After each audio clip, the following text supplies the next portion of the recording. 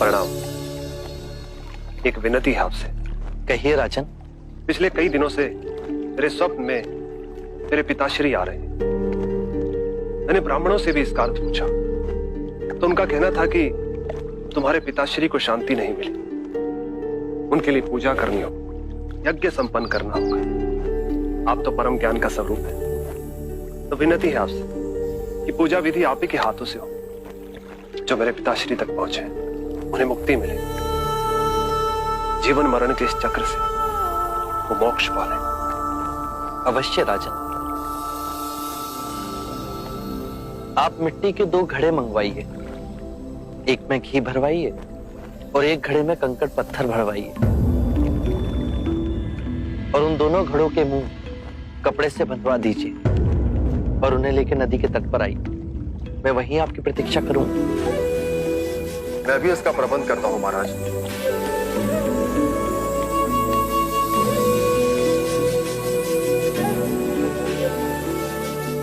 महाराज, अब आप इन दोनों घड़ों को पानी में डाल दीजिए।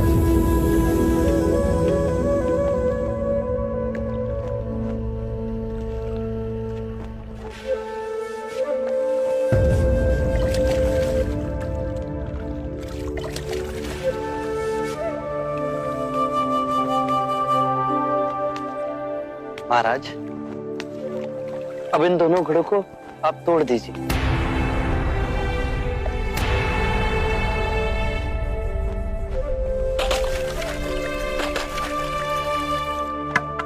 महाराज, अब आप ध्यान से देखिए कि ऊपर उठ पानी पर तैरने लगा। अब बताइए, मेरे या किसी और के पूजा पाठ करने से क्या यह घी नीचे बैठ सकता है? असंभव।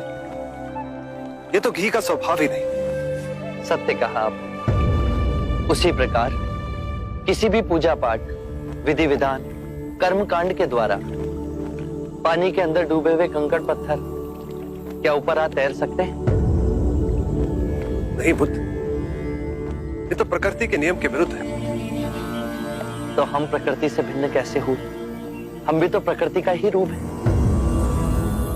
सत्य कहा बुद्ध। एक सत्य ये भी है राजन, यदि हमारे पूर्वजों ने अपने जीवन काल में कंकड़ पत्थर बोए, दुष्कर्म किए, तो वो स्वाभाविक ही कंकड़ पत्थर की तरह नीचे बैठ जाएंगे।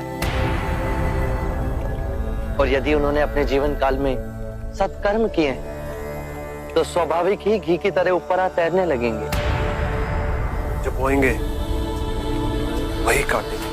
परंतु इस शरीर रूपी जीवन काल में ही नहीं, अपितु इस शरीर रूपी जीवन काल के पश्चात वाली यात्रा में भी हम जैसे कर्म करेंगे वैसा ही फल मिलेगा।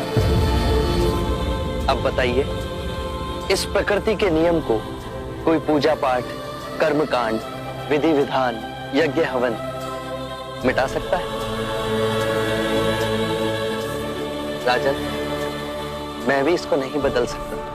केवल अच्छे कर्म ही मनुष्य की मुक्ति का द्वार खोलेंगे।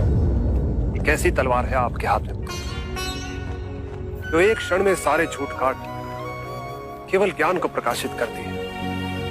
ना जाने कितने जन्मों और भटकता में यदि आपकी कृपा ना होती, इस एक क्षण में आपने अपनी अदृश्य तलवार से मेरे अहंकार का सर भी काट दिया। धन्य है प्रभु।